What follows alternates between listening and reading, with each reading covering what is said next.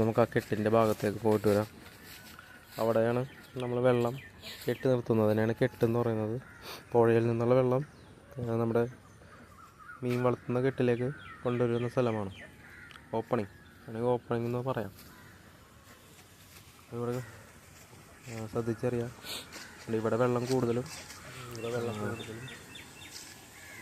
കുറവാണ്. ഇതിനു വേണ്ടിയാണ് നമ്മൾ ബണ്ട് കെട്ടുന്നത്. ഇതിനു വേണ്ടിയാണ് മെയിനായിട്ട് കെട്ട് കെട്ടുന്നത്, വെള്ളം തടഞ്ഞു നിർത്തും. ഇപ്പം ഇതിനകത്തൊരു ഓല കിടപ്പുണ്ട്. അപ്പോൾ ഇതുപോലത്തെ വേസ്റ്റൊക്കെ കാണുമ്പോൾ നമ്മളത് എടുത്ത് കളയണം. നമുക്കതെടുത്ത് കളയാം.